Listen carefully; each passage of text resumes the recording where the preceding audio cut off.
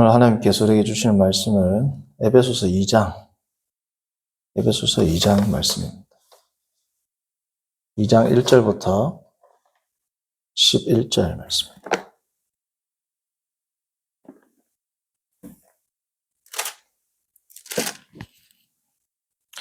에베소서 2장 1절부터 22절 마지막 절까지 하겠습니다. 1장 22절. 에베소서 2장 1절부터 22절 마지막 절까지 함께 교독하겠습니다. 그는 허물과 죄로 죽었던 너희를 살리셨도다. 그때 너희는 그 가운데서 행하여 이 세상 풍조를 따르고 공중의 권세 잡은 자를 따랐으니 곧 지금의 불순종의 아들들 가운데서 역사하는 너희다. 전에는 우리도 다 그 가운데서 우리 육체의 욕심을 따라 지내며 육체와 마음의 원하는 것을 하여 다른 이들과 같이 본질상 진노의 자녀였더니 공일이 풍성하신 하나님이 우리를 사랑하신 그 큰 사랑을 인하여 허물로 죽은 우리를 그리스도와 함께 살리셨고 너희는 은혜로 구원을 받은 것이라. 또 함께 일으키사 그리스도 예수 안에서 함께 하늘에 앉히시니 이는 그리스도 예수 안에서 우리에게 자비하심으로써 그 은혜의 지극히 풍성함을 오는 여러 세대에 나타내려 하심이라. 너희는 그 은혜에 의하여 믿음으로 말미암아 구원을 받았으니 이것은 너희에게서 난 것이 아니요 하나님의 선물이라. 행위에서 난 것이 아니니 이는 누구든지 자랑하지 못하게 함이라. 우리는 그가 만드신 바라 그리스도 예수 안에서 선한 일을 위하여 지으심을 받은 자니 이 일은 하나님이 전에 예비하사 우리로 그 가운데서 행하게 하려 하심이니라. 그러므로 생각하라. 너희는 그때 육체로는 이방인이요 손으로는 육체에 행한 할례를 받은 무리라 칭하는 자들로부터 할례를 받지 않은 무리라 칭함을 받은 자들이라. 그때 너희는 그리스도 밖에 있었고 이스라엘 나라 밖에 사람이라. 약속의 언약들에 대하여는 유행이요 세상에서 소망이 없고 하나님도 없는 자이더니 이제는 전에 멀리 있던 너희가 그리스도 예수 안에서 그리스도의 피로 가까워졌느니라. 그는 우리의 하편이신지라 줄로 하나를 만드사 원수된 것을 곧 중간에 막힌 담을 자기 육체로 하시고 법조문으로 된 계명의 율법을 폐하셨으니 이는 이 둘로 자기 안에서 한 세 사람을 지어 화평하게 하시고 또 십자가로 이 둘을 한 몸으로 하나님과 화목하게 하려 하십니다. 원수된 것을 십자가로 소멸하시고 또 오셔서 먼 데 있는 너희에게 평안을 전하시고 가까운 데 있는 자들에게 평안을 전하셨으니 이는 그로 말미암아 우리 둘이 한 성령 안에서 아버지께 나아감을 얻게 하려 하십니다. 그러므로 이제부터 너희는 외인도 아니요 나그네도 아니요 오직 성도들과 동일한 시민이요 하나님의 권속이라. 너희는 사도들과 선지자들의 터 위에 세우심을 입은 자라 그리스도 예수께서 친히 모퉁이돌이 되셨느니라. 그 안에서 건물마다 서로 연결하여 주 안에서 성전이 되어가고 너희도 성령 안에서 하나님이 거하실 처소가 되기 위하여 그리스도 예수 안에서 함께 지어져 가느니라. 아멘. 우리의 신앙을 위협하는 두 가지가 있습니다. 우리의 신앙을 위협하는 두 가지 가운데 첫 번째는 성경에 대한 잘못된 이해죠. 성경을 잘못 이해하면 당연히 신앙이 위험해지는 겁니다. 두 번째는 세상에 대한 잘못된 이해. 세상을 어떻게 바라봐야 되는지, 세상의 관점을 우리가 어떻게 비판적으로 수용해야 될지에 대한 그 이해가 잘못되면 우리의 신앙이 병들 수 있죠. 오늘 말씀의 제목은 조화입니다. 조화. 근데 이 조화의 근거, 조화의 원리는 뭐냐? 다름이다. 다른 것들이 있어야 뭐예요? 조화가 되는 거죠. 이 세상에 다 하나밖에 없어요. 조화라는 개념이 성립할 수 있어요, 없어요? 이 세상의 모든 것이 똑같아. 그럼 조화라는 게 필요가 없죠. 혹은 이 세상에 딱 하나밖에 없어요, 뭔가가. 조화라는 게 필요가 없어요. 조화가 있으려면 여러 가지가 있어야 되고 달라야 되는 겁니다. 그렇죠? 그러니까 조화의 근거는 다름이다가 오늘 말씀의 제목이 됩니다. 우리의 신앙을 위협하는 두 가지 가운데 첫 번째, 성경을 우리가 잘못 이해하게 되면 특별히 오늘 그리고 계속해서 우리가 에베소서를 살펴보고 있지 않습니까? 지금 에베소서에서 문제가 되는 게 뭐예요? 특별히 유대주의도 문제가 되었습니다. 뭐 유대주의는 사실은 바울 서신 전체를 관통하는 하나의 문제 가운데 하나죠. 유대인 그리스도인과 이방인 그리스도인이 어떻게 세 사람으로 하나 되는가가 또 에베소서에서 당면한 문제 가운데 하나였습니다. 자, 그런데 지금 우리가 이 유대주의 혹은 유대인들과 관련해서 지금 성경 이해를 할 때 유대주의적인 요소가 오늘날 우리 교회, 한국 교회뿐 아니라 오늘날 교회에 깊이 들어와 있는 게 있습니다. 그게 뭐냐면 잘못된 구원관과 그에 따른 상금론입니다. 잘못된 구원관과 구원론과 그에 따른 상금론. 자, 그게 뭐냐? 성도님들 누차 우리가 살펴보았지만 유대인들이 율법을 지킬 때 율법을 지키라 그리하면 살리라 예수님도 말씀하셨죠. 그리고 오직 의인은 믿음으로 말미암아 살리라. 여기서 말하는 믿음은 하박국서에 나오는 믿음은 뭐예요? 우리가 생각하는 예수 그리스도를 믿는 믿음이 아니죠. 하박국서에서 말하는 그 믿음이라는 것은 율법을 지키는 믿음을 의미합니다. 그렇죠? 율법을 지키는 것을 통해서 뭐가 드러나는 거예요? 그의 믿음이 드러날 수 있는 유일한 방편이 뭡니까? 바벨론에게 포로를 잡혀갔을 때 그들의 문화와 차별된 문화로 살아갈 수 있는 방식은 하나밖에 없어요. 뭐예요? 율법을 지키는 사람과 율법을 지키지 않는 사람이 있으니까 뭐예요? 율법을 지키는 것이 그들의 믿음의 표현이란 말이죠. 자, 그런데 유대인들에게 있어서 그러므로 율법을 지킨다는 것은 그들이 구원받지 못한 상태에 있다가 구원에 이르는 상태로 바뀌는 겁니까? 우리가 살펴보았듯이 유대인들에게 율법이 그들로 하여금 율법 밖에 있다가 율법 안에 들어오는, 다시 말씀드리면 구원 밖에 있다가 구원 안으로 들어오는, 또 다른 표현으로 말하자면 구원을, 율법을 통해서 구원을 이룬다라는 사상이 그들에게는 없어요. 그래서 유대주의를 설명하는 온당한 단어는 신인 협동설이 아니라 행위 구원론입니다. 행위 구원론.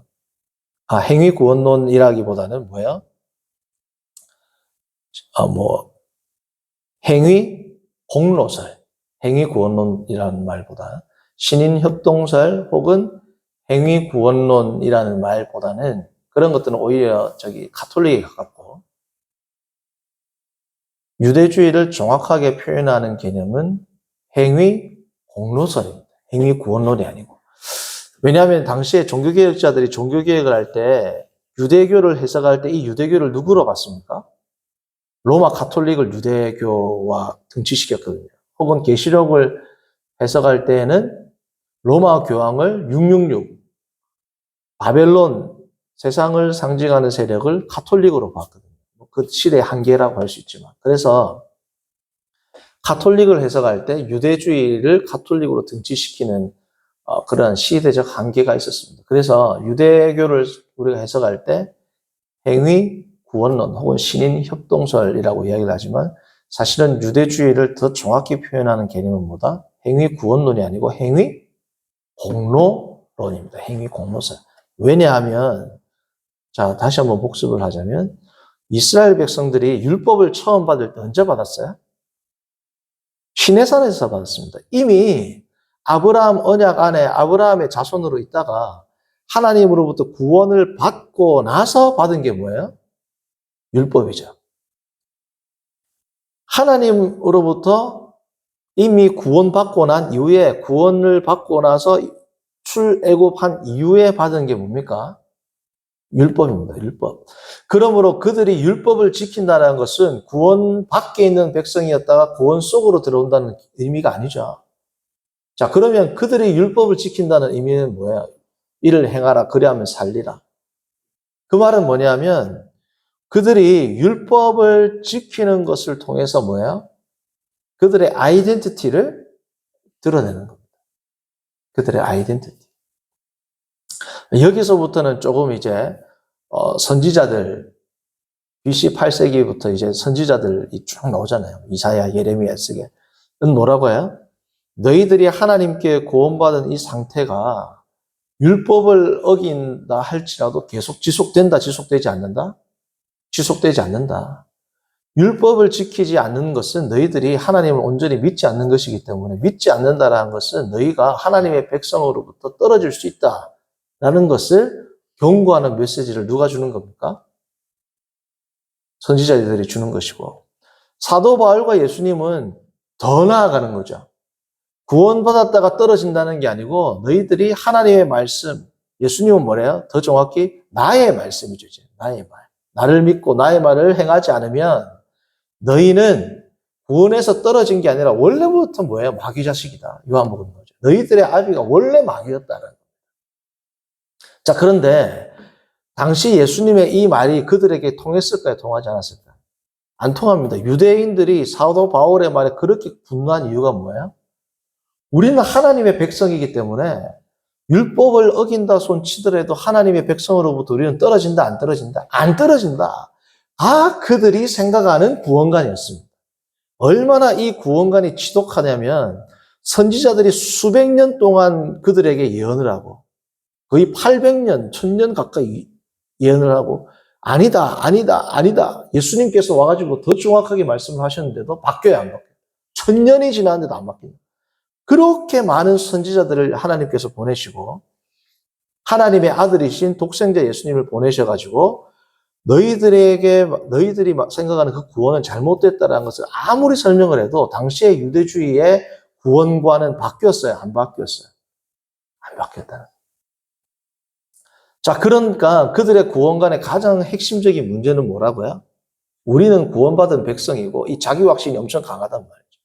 이것은 결코 떨어질 수 있다 없다? 삼겹줄은 쉽게 끊어지지 않는다라는 말씀이 있잖아요. 그걸 그들의 구원론에도 적용했습니다. 삼겹줄 첫 번째 뭐가 성전이 있어요. 할례를 받았어요. 율법이 있단 말이에요. 우리가 구원에서 떨어진다? 불가능하다. 왜? 매일 예를 들어서 매일 죄를 지어도 매일 뭘 드려야? 제사를 드리죠. 매일 제사를 드리니까 다 죄가 사해진다라고 생각을 하는 겁니다.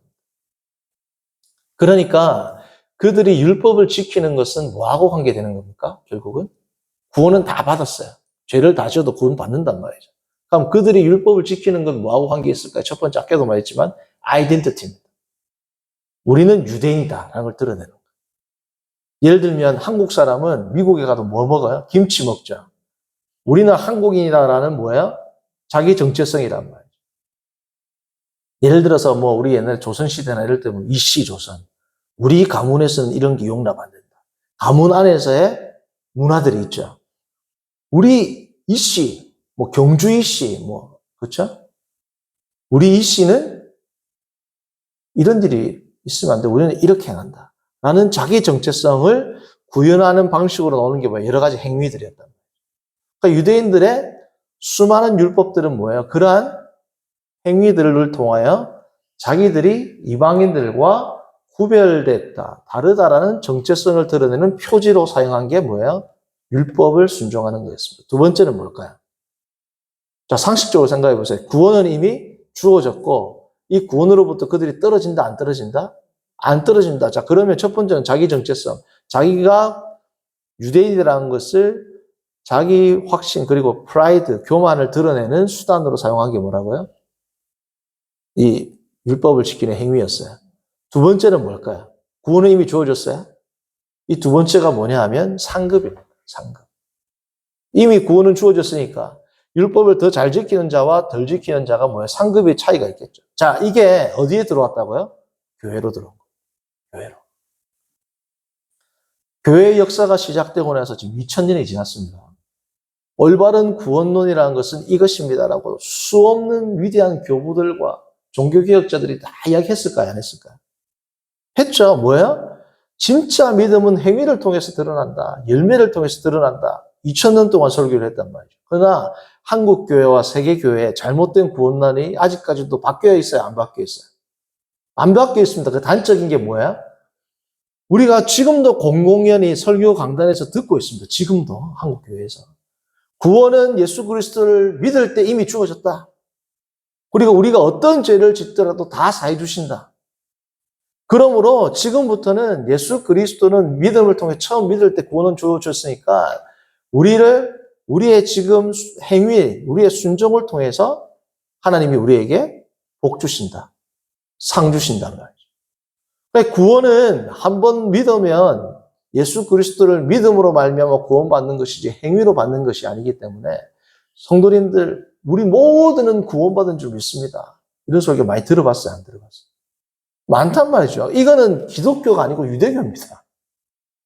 예수님을 부르고 예수님 이름으로 기도했습니다라고 기도하지만 기독교가 아니고 유대교란 말이죠. 기독교는 뭐예요? 너희의 믿음이 행위의 열매로 드러나지 않으면 예수님이 처음 산상설교에서 뭐라 그래요? 산상설교 마지막 결론이 뭡니까? 너희들의 믿음은 그 사람은 뭐라 알리라? 열매를 알리라. 그게 산상순 결론이라면 7장에 나오잖아요. 5, 6, 7장에서. 마지막 결론은 믿음이 뭐냐로 끝나는단 말이죠. 믿음이. 처음 하나님의 백성이 누구냐? 복 있는 사람이죠. 하나님의 백성의 특징이 뭐라는 거예요? 믿음인데 하나님의 특징은 더 정확히 말하면 행위라는 거예요. 행위. 왜요? 열매라는 거예요.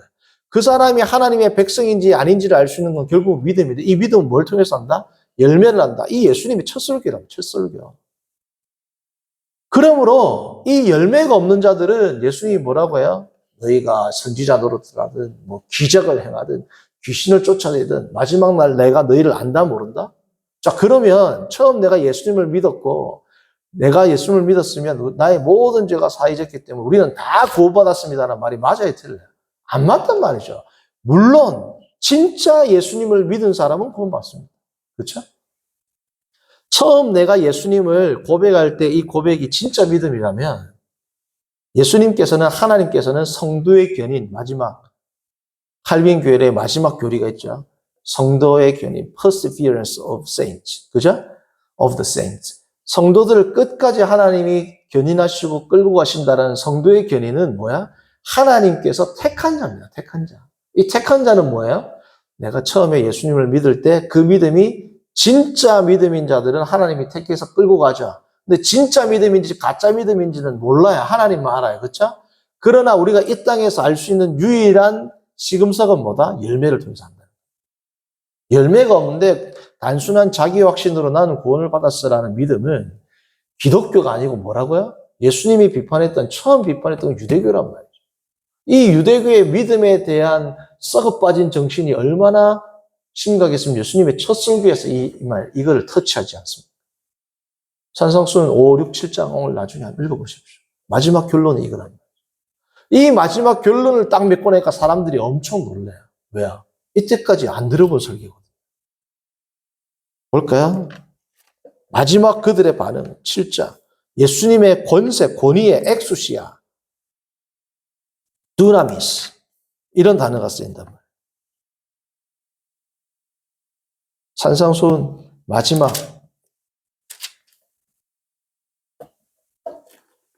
자 15절 위에 보면 소제목 달렸죠. 열매로 알리라 써놨죠. 이 마지막 결론이란 말이죠. 그렇죠. 마태복음 산상수훈의 마지막 결론 쫙 해가지고 행위로 알리라 해서 딱 끝내가지고 27절이 뭐예요? 바람에 불어 부딪힘에 무너진다. 모래 위에 세운 집 말하는 거예요. 모래 위에 세운 집은 뭐예요? 열매가 없는 사람입니다. 결국은. 왜요? 이게 뭐냐면 24절 보십시오. 그러므로 누구든지 나의 이 말을 듣기는 다 듣는단 말이지. 근데 행하는 열매가 있고 없고에 따라서 반석 위에 세우는지 모래 위에 세우는지가 정해진다는 거예요. 그렇죠?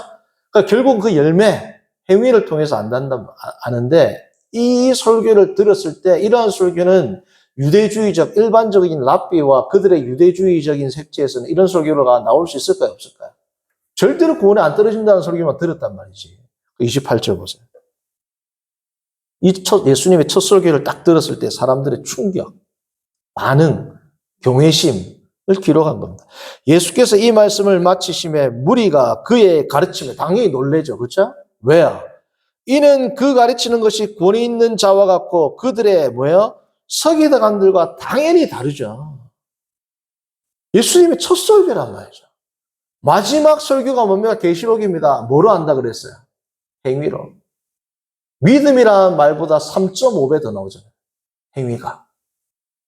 그죠? 믿음이라는 단어보다 훨씬 많이 나옵니다. 행위가. 그럼 뭡니까 이게? 행위로 구원받는다 라는 말을 제가 말씀드리는 게 아니고 우리의 믿음은 뭐를 통해서 드러난다? 행동을 통해서, 열매를 통해서. 계시록에는 뭐예요? 우상에게 절하지 않고 우상에게 그들의 믿음을 팔아넘기지 않고 마지막까지 그들의 믿음을 지키는 것을 뭘 통해서 하나요? 행위를 통해서 한다. 예수님의 첫 설교도 그렇고 마지막 설교도 그런 겁니다. 계시록을 통한 하나님의 말씀. 그럼에도 불구하고 한국 교회를 지배하고 있는 잘못된 구원론이 있어요, 없어요? 난 예수님을 믿었다. 내가 무슨 잘못을 해도 회개하면 구원받는다. 유대인들이 난 하나님의 백성이다. 무슨 죄를 지어도 내가 매일 하나님께 제사를 드리니까 나의 죄는 용서받는다. 라는 게 있어요, 없어요? 없어요. 예수님이라는 이름을 부르는 거 말고 뭐가 다릅니까? 그렇죠? 우리의 신앙을 병들게 한 첫 번째가 뭐라? 성경에 대한 잘못된 이해. 그 중에 제가 오늘 구원론을 꼽았습니다. 왜냐하면 바울 신학, 지금 우리가 로마서를 그렇고 에베소서도 그렇고 바울 신학 전체에 흐르는 것 중에서 가장 심각한 문제 가운데 하나가 뭐야? 유대주의란 말이에요. 결국 유대인들과 바울과의 논쟁서가 결국 바울 신학입니다. 그렇죠? 그 핵심이 뭐라고요? 지금 제가 말씀드렸던 잘못된 구원관.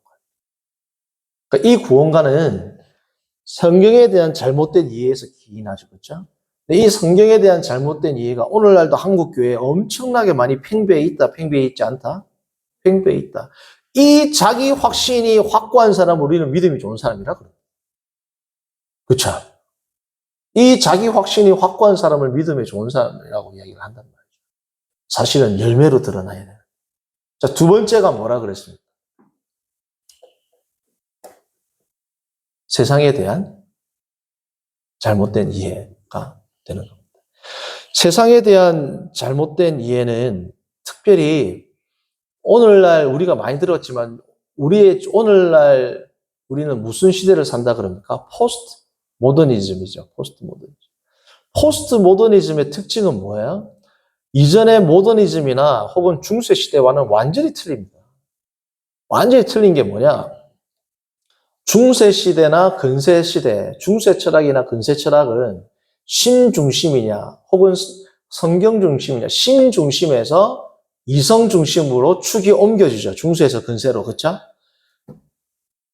신 중심 혹은 존재론에서 인간 중심 혹은 인식론으로서의 철학적인 회귀가 일어납니다. 그렇죠? 코페르니쿠스적 전회가 일어난다라고 이야기를 해요. 이마누엘 칸트는 자기의 인식론을 통해서. 자, 그러나 공통점이 있어요. 뭐야? 신이든 인식이든 절대적인 가치는 추구하고 그 절대적인 가치가 있다라고 생각을 했어요, 안 했어요? 했습니다. 중세든 근세든. 그게 신이든 아니면 뭐 이성이든 그들이 추구하고자 하는 절대적인 기준이 있었단 말이죠. 이성에 부합하느냐가 근세 철학이라면 신, 존재에 부합하느냐가 중세 철학 아닙니까? 한마디로 요약하자면. 자, 그런데 포스트 모더니즘은 이전의 철학과는 완전히 틀립니다. 그렇죠? 뭐가 틀려요? 절대적인 기준이나 가치가 있어요, 없어요? 없어요. 그래서 포스트 모더니즘을 규정하는 세 가지 표현이 뭡니까? 탈구조주의, 탈권위주의, 해체주의입니다. 탈권위주의, 탈구조주의, 해체주의. 그러면 구조가 해체되고 권위가 해체되면 뭐예요? 모든 것들이 상대화되죠. 그래서 절대적인 뭐예요? 상대주의입니다. 그렇죠? 구조와 권위가 다 해체돼 버리고 의미가 해체돼 버리고 유일한 가치와 기준이 해체돼 버리니까 결국은 진리는 뭐예요? 상대주의 혹은 다원주의가 돼 버린단 말이죠. 자, 그러면 이 상대주의, 다원주의가 교회 속에도 침투하게 되니까 우리에게 어떤 악영향이 여러 가지가 있지만 성경의 잘못된 이해를 오늘 저는 특별히 구원론과 인간지었습니다. 상대주의, 극단적 상대주의, 포스트 모더니즘의 해악 가운데 하나를 꼽으라면 뭐냐 하면 상대주의인데 오늘 제가 상대주의인데 그 중에서도 뭐냐? 틀림과 다름이 혼용돼 버렸어요. 틀린 것과 다른 게 짬뽕이 돼 버렸어요. 그러니까 다 사람들은 틀리다라고 말합니까? 다르다라고 말합니까? 다르다. 틀리다고 말하면 틀리다라고 말하는 사람한테 문제가 있다 그래요. 요즘에는. 다 다른 겁니다. 틀린 게 아니고. 남자가 여자를 사랑할 수도 있고 남자가 남자를 사랑할 수도 있는 거예요. 왜요? 다른 거니까. 진리에 이르는 방식은 예수님을 통할 수도 있고 부처를 통할 수도 있고 나의 지식을 통할 수도 있고 나의 선행을 통할 수도 있고 나의 구도자의 삶을 통해서도 도달할 수 있습니다. 왜요? 다 다르단 말이죠. 진리에 이르는 길은. 자, 틀린 것과 다른 것이 짬뽕이 되니까 교회 안에 딱 들어온 문제가 뭐예요? 틀린 거를 뭐로 보는 거야? 다르다. 교회가 어떻게 돼요? 엉망진창이 됩니다. 교회의 거룩함, 성결함, 순결함 다 해치돼 버린다. 그게 다 뭐예요? 해치돼 버린다. 구조가 다 해치돼 버린단 말이죠. 왜요? 틀린데 다르다 한단 말이죠. 근데 성경에서는 예수님이 그렇게 포용적이고 사랑하지만 틀린 거를 맞다라고 한 기억이 있어요, 없어요? 바리새인 보고 독사의 자식들아. 너희들은 너희들만 지옥 가는 게 아니라 2배나 더 지옥 백성이 돼서 소경이 소경을 인도해가지고 너희들로 인해서 소자들까지도 뭐야? 지옥 백성이 되게 하는구나. 예수님이 단 한 번도 바리새인 너희들의 구원받는다라고 말 안 했단 말이에요. 한 번도 예수님께서 죄가 아니라고 말한 것이 없습니다. 내가 죄를 산다라고 했지 죄는 이것이 죄가 아니라 다른 거다. 다른 방식이다라고 설명한 적이 없다. 성경은 단 한 번도 죄를 다른 방식으로 기술한 적이 없습니다. 다른 삶의 양식 뭐 이렇게 할 수도 있다라고 한 적이 없단 말이죠. 오늘날 교회가 그렇게 됐습니다. 그러니까 뭐가 없어요? 치리가 없어요. 다른 거기 때문에. 치리 있습니까, 교회? 왜 없을까요? 틀린 게 아니라 명백히 틀린 건데 틀린 걸 안 본단 말이죠. 그럴 수도 있지. 뭐야? 그럴 수도 있지란 말이 뭐야? 다르다. 그렇게 살 수도 있지. 이랬단 말이에요. 이게 포스트 모더니즘이 교회를 파괴하는 엄청나게 큰 해악입니다. 교리적으로는 잘못된 구원론, 상급론이라면 세계관적으로는 뭐예요? 상대주의가 교회를 장악하고 있습니다. 장악하고. 성도님들, 오늘은 말씀의 제목이 조화의 근거는 뭐라고요? 다름이라는 겁니다.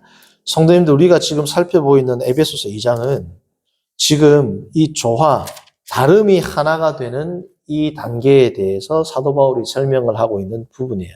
성도님들, 2장 1절부터 2장 1절부터 11절까지는 무슨 내용이냐면 2장 1절부터 10절까지는 무슨 내용이냐면 그들이 동일한 사람이었음을 강조합니다. 2장 1절부터 10절. 어떤 동일한 사람? 혈통은 유대인이고 그리스인, 유대인이고 헬라인이고 다른데 지금 사도 바울은 그들이 다르다는 걸 강조해요. 같다라는 걸 강조해요. 같다라는 걸 강조합니다. 2장 1절부터 10절까지 나중에 다시 읽어보세요. 뭘 강조하느냐? 너희들이 똑같은 죄인이란 말이에요. 유대인이 다른 죄인이 아니라는 거야. 너희들이 주님 앞에서는 똑같은 죄인이었다. 성도가 되기 전이었으니까. 2장 1절부터 10절까지의 내용은 뭐다? 너희가 원래는 동일한 아이덴티티를 가지고 있었다. 뭐야? 죄인. 11절에서 22절은 뭘까요? 너희가 동일한 아이덴티티를 다시 가지게 됐다. 뭐예요? 성도. 동일한 성도니까 하는 일이 뭐예요? 동일한 일을 하게 된다. 이 동일한 일을 하게 되는 것을 뭐에 강조하냐? 1장은 성도를 뭐하고 비교했어요? 가족으로 비교했어요. 한 가족이다. 하나님의 아들들, 양자가 됐죠. 2장에서는 뭘 강조합니까? 하나 되는 일, 조화를 강조하기 위해서 성전을 이야기합니다. 성전. 우리는 한 성전을 뭐예요? 지어간다. 우리는 동일한 일을 한단 말이죠. 같은 사람이다, 다른 사람이다? 옛날에도 같았다, 달랐다? 같았다. 옛날에도 같은 죄인이고, 지금도 같은 의인이고, 옛날에도 같은 일을 했어요. 죄를 범하는 일. 지금도 같은 일을 해요. 뭐예요? 성전을 짓는 일. 결국은 같은 사람이란 말이죠. 근데 이 같음을 하기 위해서 제일 중요한 게 뭐예요? 조화라는 겁니다. 조화. 어떻게 조화를 이룰까? 성도님들, 우리가 조화라고 이야기를 하면 되게 어떤 생각을 해요? 절충을 생각합니다. 절충. 우리가 서로 조화를 이루자면 A라는 사람도 한 발짝 양보해서 또 B라는 사람도 한 발짝 양보하고 서로 간의 절충안을 모색해서 그것을 이루어 나가는 것을 조화를 이룬다라고 이야기하죠. 그러나 오늘 사도 바울을 통하여 하나님께서 말씀하신 조화는 그런 유의 조화가 아니에요. 인간들이 하는 그러한 조화와는 질적으로 틀린 서로가 서로에게 양보를 하고 어느 정도 중립적이고 중용의 절충적인 안을 택해서 나가는 조화가 아니고 하나님께서 오늘 에베소서를 통하여 말씀하시는 조화는 다름을 인정해가지고 절충해서 나가는 이 하나됨 조화가 아니고 그리스도 안에서 다름이 같음이 되는 방식의 조화입니다. 완전 틀리죠? 세상은 뭐예요? 어떻게 서로의 다름을 인정해서 절충안을 통해서 하나가 되느냐가 세상의 하나됨이라면 그리스도 안에서 하나됨은 질적으로 틀린 겁니다.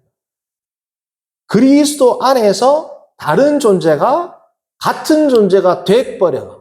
같은 존재가 되어버린 거죠. 절충이 아니고. 다른 존재가 어떻게 그리스도 안에서 하나가 되느냐. 같은 존재가 되느냐. 아니, 같은 존재가 되었으니 이제 어떻게 살아야 되느냐가 성경이 말하는 조화입니다. 같아요, 달라요? 완전히 틀리단 말이에요. 물론 이 전제 위에서 이제 서로가 이해를 하게 되는 거죠. 근데 서로가 이해를 하고 절충을 해서 하나 되는 것이 제가 원리, 근본, 제1원리 설명했지 않습니까? 수요예배 때. 그게 첫 번째 근본, 근거가 아닙니다. 첫 번째 근거는 뭐라고? 우리는 이미 그리스도 안에서 하나가 됐다. 같은 존재가 됐답니다. 다른데 절충해서 나가자가 아니고 우리는 이미 뭐예요? 한 존재. 그래서 우리는 뭐예요? 한 몸이라 그러죠. 한 몸. 자, 팔하고 눈이 같아요? 달라요? 팔하고 눈이 같은 겁니까? 다른 겁니까? 다르죠? 근데 연결되어 있어요? 안 되어있어요? 한 몸이에요? 한 몸이 아니에요? 그렇단 말이죠. 다른데 같아진단 말이죠. 왜? 그리스도 안에 있기 때문에. 성도님들, 하모니, 조화가 하모니잖아요. 이 하모니라는 단어는 하르모니아 혹은 하르모스에서 나왔습니다. 하르모니아 혹은 하르모스가 헬라어로 무슨 뜻이냐면 관절입니다. 관절. 성도님들, 이 관절이라는 게 무슨 뜻이에요? 자, 저를 봅니다.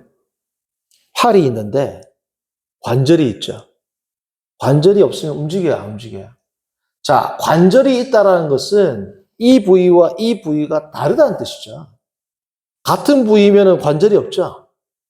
이쪽과 이쪽이 다른 파트를 연결해 주는 게 뭡니까? 관절이죠. 그렇죠? 무릎도 보세요. 허벅지하고 종아리하고 다르죠. 허벅지 안에는 관절이 있어요, 없어요? 같은 부위는 없어야 이 부위와 다른 부위를 연결해 주는 게 뭡니까? 그게 관절입니다. 그러니까 하르모니아, 하르모스에서 나온 하모니는 뭘 전제로 합니까? 다름을 전제로 한단 말이죠. 다르니까 뭐예요? 하모니가 된단 말입니다. 그렇죠? 자, 그러면 음악을 합니다. 음악을. 저는 음악 전공이 아니지만 그냥 제가 생각을 해봤어요. 다 다른 악기가 모여가지고 오케스트라가 됩니다. 그게 뭐예요? 하모니죠. 자, 하나의 단성음악 전에 예를 들어서 도만 갖고 음악이 돼야 안 돼요. 하모니, 음악이 되기 위해서는 다른 음들이 들어와야 됩니다. 틀린 음이 들어오면 안 되죠. 그럼 불협화음 되죠. 다른 음들이 들어와야지 뭐가 돼요? 음악이 되는 겁니다. 음악 안 되잖아요. 아무리 아름다워도. 음악 안 되죠. 소음이죠.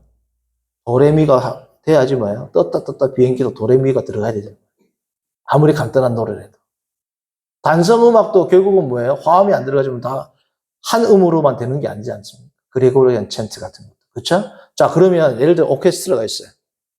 자, 그러면 바이올린과 첼로와 피아노가 있는데 각자의 소리를 내야 돼요, 안 내야 돼요? 바이올린이 한 발 양보해가지고 내가 피아노처럼 소리를 내야지.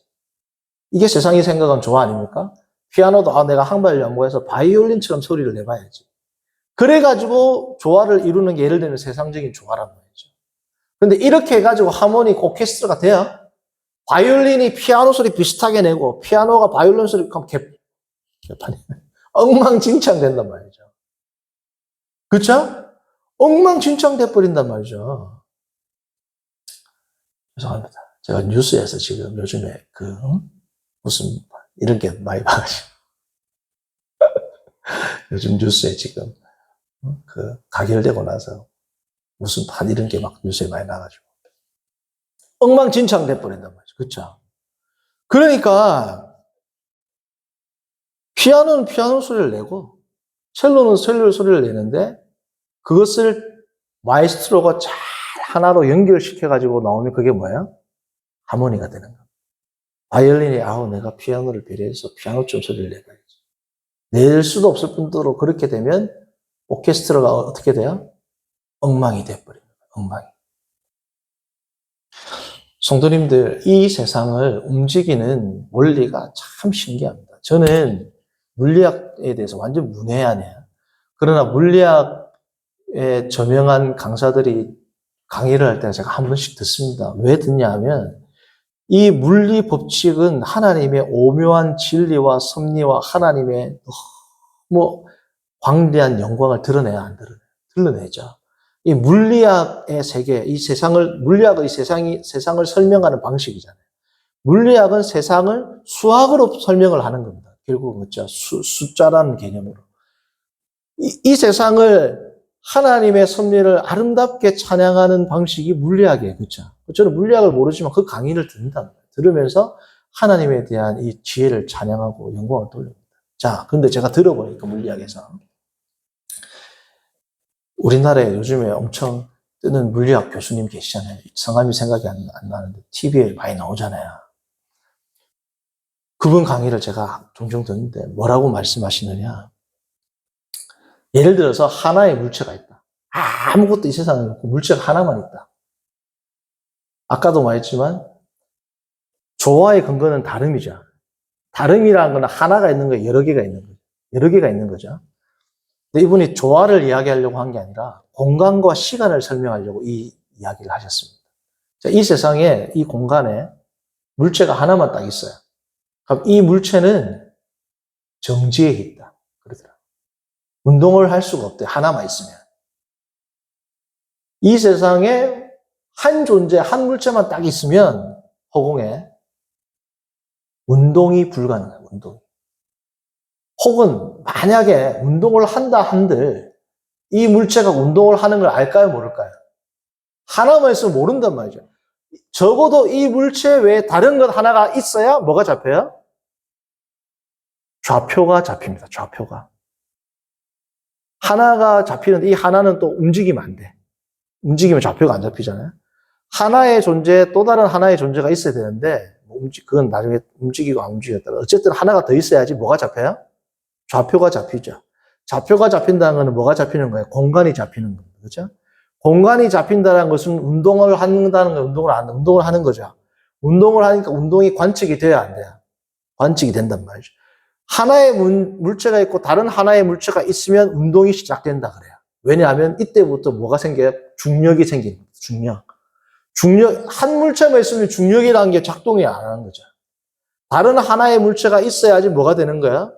중력이 작동하면서 운동이 시작돼요. 그렇죠? 중력이 작동해서 운동이 시작된다는 것은 뭐냐면 이 중력으로부터 파생되는 개념이 뭐냐면 시간입니다. 시간. 그러니까 중력과 연관이 있죠. 그러니까 인터스텔라 같은 거를 보면 여기서는 1년이 돼서 가보면 100년 지나 있잖아요. 왜요? 중력파, 파장과 시간이 연관이 있대요. 저는 모르지만 어쨌든. 그러니까 한 물체와 다른 물체가 적어도 하나가 있어야 시간도 생기고 공간이라는 개념도 생기고 운동이라는 개념도 생긴다는 거죠. 자, 그러니까 성도님들 삼위일체 하나님도 그러니까 자존하시는 분이잖아요. 그러니까 당연히 시간과 공간을 초월하죠. 이 물리학 개념으로 설명을 한다 하더라도 이 세상에 유일하게 하나님만 계셨잖아요. 그러니까 공간과 시간이 없는 겁니다. 하나님 초월하시는 겁니다. 공간의 개념도 시간의 개념도 없는 겁니다. 그럼에도 불구하고 하나님은 운동을 하십니다. 왜 할까요? 삼위일체이기 때문에. 얼마나 이 물리학을 통해서도 하나님이 삼위일체라는 걸 증명을 해. 물리학자들이 증명을 한 건 아니지만 그들의 이론을 보면 하나님께서 홀로 계시는데 어떻게 움직이시지? 어떻게 활동하시지? 왜? 홀로가 아닌 삼위일체인 겁니다. 삼위일체. 그러나 일체이기 때문에 시간과 공간을 초월하는 동시에 운동을 하시는 분. 그분이 뭐예요? 우리가 믿는 삼위일체 하나님이 되는 거죠. 자, 그런데 제가 이 말씀을 왜 드리냐면, 자, 보세요. 하나만 있으면 운동이 안 돼요. 움직일 수도 없어요. 존재로서의 가치가 있어요, 없어요? 없어요. 이 세상에 몸이 있어요, 제가 몸이. 몸이 한 통으로 돼 있어. 움직여요, 못 움직여요? 몸을 움직인다는 건 뭐가 있어요? 관절이 있는 겁니다. 관절이 있다는 것은 다른 부위가 있는 거죠. 그래서 성도님들, 우리가 조화를 꾀한다. 조화라는 것은 뭐냐면 다른 겁니다. 그렇죠? 다른 것이 있기 때문에 뭐가 되는 거예요? 조화가 된단 말이죠. 성도님들, 그래서 사도 바울이 뭘 이야기를 하냐면 우리가 새 성전으로 지어진다. 2장 보십시오. 자, 마지막 줄 보세요. 21절. 그 안에서 건물마다 서로 관절처럼 뭐래요? 연결하여 주 안에서 뭐예요? 성전이 되어가고 22절. 함께 지어져 가느니라. 그러니까 성도님들, 이 세상의 모든 존재가 똑같아. 하나야. 원래부터. 다른 존재가 똑같아. 그러면 운동이 된다, 안 된다? 성전이 지어진다, 안 된다? 그러니까 하나님께서 우리를 다르게 창조하신 것 자체가 은혜란 말이에요. 은혜. 예수 그리스도 안에서 하나 되는 것은 서로 절충하는 방식이 아니라 다른 존재인데 한 존재가 되는, 마치 삼위일체 하나님의 모상처럼. 잘 들으셔야 됩니다. 그렇다고 우리가 삼위일체 이렇게 오해를 하시면 안 되고, 처음 하나님께서 인간을 만드셨죠. 인간이 뭐예요? 하나님의 형상이죠. 하나님의 형상은 삼위일체입니다. 예를 들면 각기 구분은 아니지만 구분이 아니고 구별되는 존재이지만 다른 존재죠. 그렇지만 같은 존재죠. 그걸 어떻게 알아요? 성부 하나님이 십자가 지신 게 아니죠. 성자 하나님이 지셨죠. 자, 그러니까 우리가 입으로 하나님 말할 때는 누구를 이야기해요? 성부 하나님만 이야기하는 게 아닙니다. 하나님 할 때는 성부, 성자, 성령 하나님을 다 이야기하는 거예요, 우리는. 우리도 모르게 성부 하나님을 생각하는 것은 우리의 잘못된 이 습관이고, 하나님 할 때는 누구를 말하는 거예요? 삼위일체. 근데 하나님 아버지 하면 누구를 이야기하는 거예요? 성부 하나님. 그렇죠? 성자 하나님 할 때 누구 이야기하는 겁니까? 예수님이 이야기한다는 거예요. 자, 그러니까 하나님께서 하나님의 형상인 사람을 만들 때도 다른데 한 존재처럼 살아라. 그게 뭐예요? 부부란 말이에요. 남자와 여자를 하나님의 형상으로 만들었죠. 남자만도 하나님의 형상이 아니고 여자만도 하나님의 형상이 아닙니다. 둘이 어떻게 되라? 하나가 되라. 그게 하나님의 형상을 완벽하게 이 세상 피조물을 향해서 하나님의 영광과 형상을 드러내는 방식이 뭐라는 거예요? 남과 여라는 겁니다. 그렇죠? 자, 그러니까 우리가 하나님 안에서, 예수님 안에서 우리가 한 존재로 지어간다는 것은 뭡니까? 우리가 서로 다르다는 것을 인정해야 된다는 거예요. 인정. 이 다름이 그 중심축이 뭐라고요? 그리스도입니다. 달라요. 팔하고 다르죠. 좀 잔인한 이야기죠. 팔이 몸에서 떨어져 나가버렸어. 움직여요, 못 움직여요. 그러니까 이 몸에서 떨어져 나가는 순간 이것은 다른 게 아니고 뭐예요? 틀린 것이 되는 겁니다.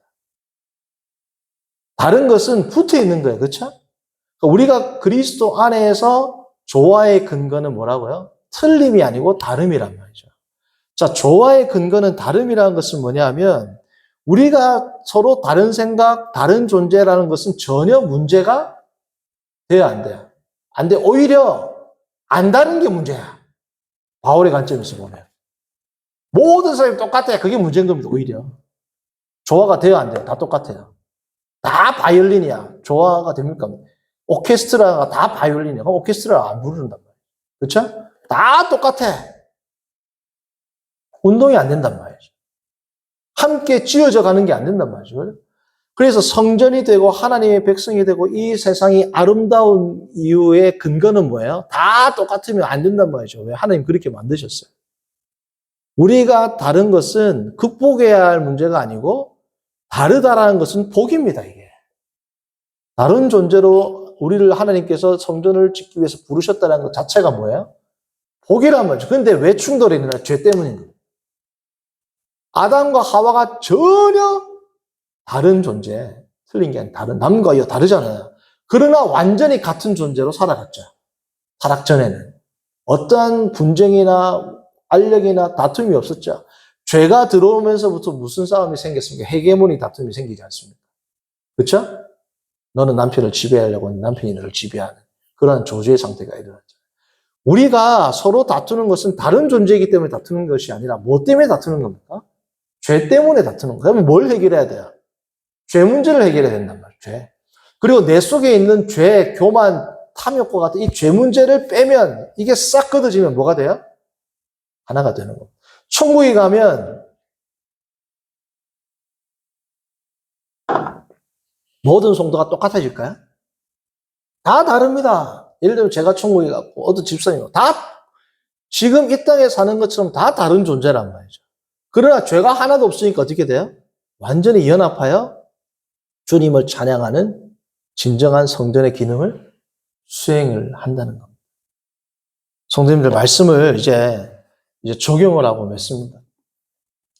한국 교회를 좀먹이고 병들게 하는 것 두 가지가 뭐였어? 잘못된 성경에 대한 교리였습니다. 이게 잘못된 구원론이죠. 두 번째는 뭐라고요? 잘못된 세계관이야.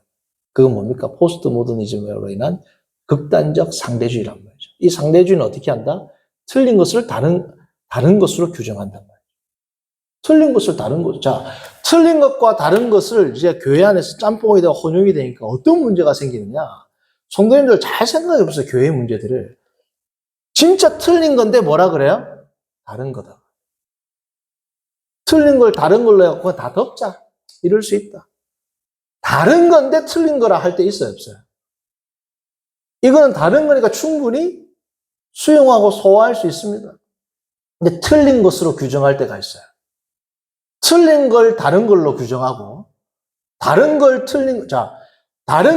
틀린 것으로 규정하면 교회가 어떻게 돼요? 배타적이 됩니다. 수용을 안 하잖아요. 틀린 걸 다른 것이라 하면 어떻게 돼요? 교회가 거룩함을 다 상실해요. 그렇죠? 자, 예를 들어 보세요. 제가 예전에도 부교육자 할 때 우리 보수 교단에서는 이런 일이 있을 수 없습니다. 왜 충분히 있을 수 있어요. 틀린 것으로 생각한단 말이죠. 이건 다른 것으로 충분히 생각할 수 있는데, 수용할 수 있는데. 그러니까 다른 것과 틀린 것을 그러면 우리가 명확하게 구별해야 된단 말이죠. 그렇죠? 잘못된 교리, 성경에 대한 가르침을 바르게 분별하려면 어떻게 해야 돼요? 성경을 바로 알아야 되죠. 또 두 번째, 틀린 것과 다른 것을 온전히 분별하려면 어떻게 해야 될까요? 그것도 성경을 알아야 됩니다. 맞아요, 아니에요?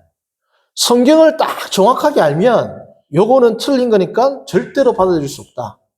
이것은 다른 것이니까 수용할 수 있다. 뭘 기준으로 해야 돼요? 성경이죠. 결국은 성경이 우리 삶의 뭐예요? 중심인 겁니다. 결국은 조화의 근거는 다름인데 이 다름을 뭘 통해서 규명한다? 성경을 정확히 알아야 되는 겁니다. 잘못된 구원론도 정확히 성경을 알아야 뭐가 잘못된 구원론인지 알 거 아니에요. 성경을 정확히 알아야 뭐가 틀린 것인지, 뭐가 다른 것인지 알 거 아닙니까? 성도님들, 그러므로 우리의 신학이 실종됐기 때문에 오늘날 우리의 윤리가 실종됐다 그럽니다.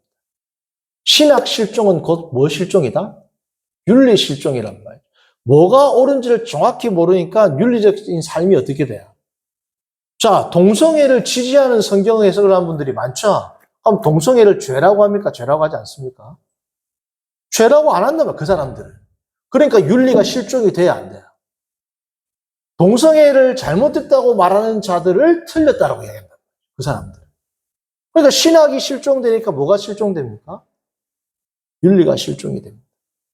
성도님들, 우리가 하나님의 말씀을 제대로 정확히 잘 알아야 돼요. 그렇죠?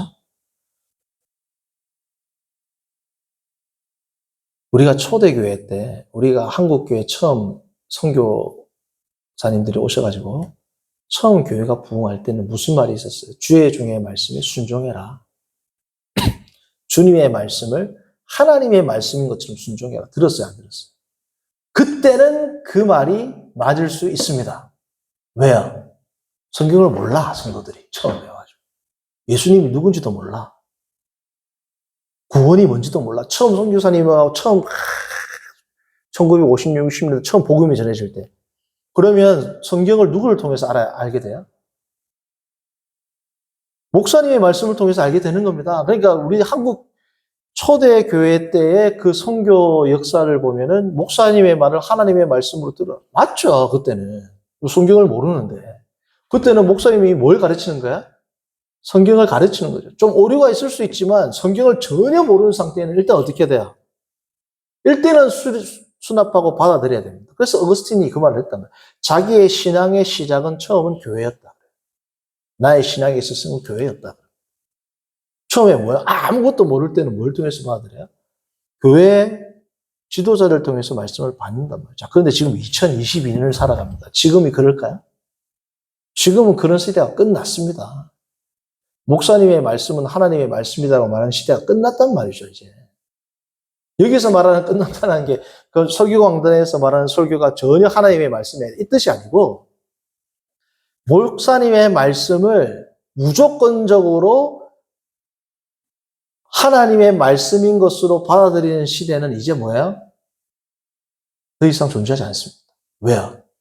성도님들이 하나님에 대해서도 알고, 예수님에 대해서도 알고, 물론 부족하게 아는 분들도 계시겠죠. 그러나 중요한 게 뭐예요? 옛날처럼 목사님을 통해서만 아는 게 아니고 서점에 가면 수천, 수만 권의 양서들이 있습니다. 성경을 연구할 수 있는 너무나도 많은 자료들이 있어요. 제가 이 말씀을 드리는 이유가 뭐냐? 나는 목사님한테 말씀을 잘못 배워서 신앙이 이래 됐어. 라는 핑계는 더 이상 통하는 시대가 아닙니다. 1920년, 30년, 50년, 60년. 이때는 그럴 수 있어요. 우리가 목사님한테 성경을 그때는 그럴 수 있습니다. 지금은 그런 시대가 아니에요. 얼마든지 성경을 연구하고 알 수 있는 시대를, 풍요로운 시대를 우리는 살고 있어요. 나의 신앙이 이래 된 게 목사님 때문이다 라고 말하지 마십시오, 이제는. 왜요? 목사님도 과거와 같이 나의 말이 진리다라고 말할 수 있는 시대는 끝났고, 과거에도 안 그랬지만, 어쨌든 비교해서 목사님의 말씀이 하나님의 말씀이다라는 시대가 끝났다는 이 말은 동시에 목사님도 경성해야 되고, 성도들도 경성해야 됩니다. 그렇죠? 제가 이 말씀을 드리는 이유는 성도님들, 교회를 섬기거나 세상을 살아갈 때 오늘 말씀의 제목과 부합한다면 조화의 근간은 다릅니다. 교회에서의 하나됨을 추구해 나갈 때 뭐가 중요하다? 정확한 성경에 대한 이해가 중요합니다. 정확한 성경에 대한 이해를 목회자 일변도로 목사님만 의존하지 마십시오. 안 된단 말이죠. 그렇죠? 제 설교를 듣는 분들은 그런 분들이 아무도 없을 겁니다. 왜냐하면 적어도 목사님 설교를 듣고 제 설교도 듣고 또 다른 것들도 관심 있는 분들이기 때문에 절대로 그렇게 신앙생활하면 안 돼요. 목사님 일변도. 옛날에는 이런 말도 있었잖아요. 담임 목사 설교만 들어야 돼요. 심지어 주일날 아침에는 CBS나 다른 방송국의 목사님 설교도 듣고 오지 마라. 제가 더 이상 코멘트를 하지 않겠지만 말도 안 되는 소리 아닙니까? 그게. 물론 잘못된 신학 사상을 전하는 목사님 걸 들으면 안 되죠. 담임 목사님 뭘 해야 돼요? 좋은 목사님들을 소개를 해주셔야 됩니다. 그렇죠? 그래서 성도님들이 좋은 목사님들의 설교를 들을 수 있도록. 미국으로 말하면 존 파이퍼 목사님, 존 메가더 목사님, 우리 한국교회는 이찬수 목사님, 조정민 목사님, 뭐 이런 분들 있을 거 아닙니까? 그렇죠?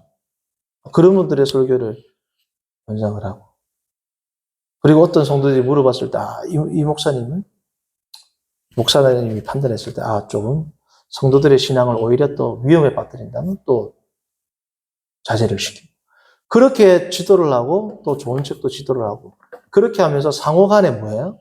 성경을 목사님을 잘 섬기는 게 아니고 성경을 보고 하나님을 잘 섬기도록 만드는 게 뭡니까? 제자 훈련이죠. 제자 훈련이 목사님을 막 따르고 신뢰를 해가지고 목사님을 따르는 목사 제자 만드는 게 아니고 예수님 제자 훈련이잖아요. 그렇죠?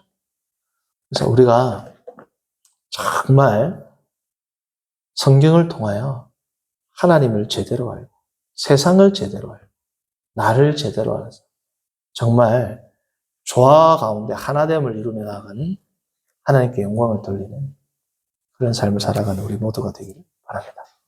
선하신 하나님 아버지, 오늘 우리가 에베소서의 말씀을 통해 이 다름이라는 이것을 어떻게 우리가 이해하고 수용하고 이 다름을 통하여 하나님께 영광을 올리는 방식이 어떠한 것인지를 생각하게 하시면 감사합니다. 이 다름을 규정하기 위해서는 정확한 기준이 있어야 하는데 말씀만이 기준이 되게 하시고 말씀을 온전히 바르게 깨달아서 주님 앞에서 하나됨으로 영광을 올리는 우리 모두가 되도록 인도하여 주옵소서. 예수님의 이름으로 기도합니다. 아멘. 찬송가 50장 3절 하시면서 준비한 헌금하겠습니다.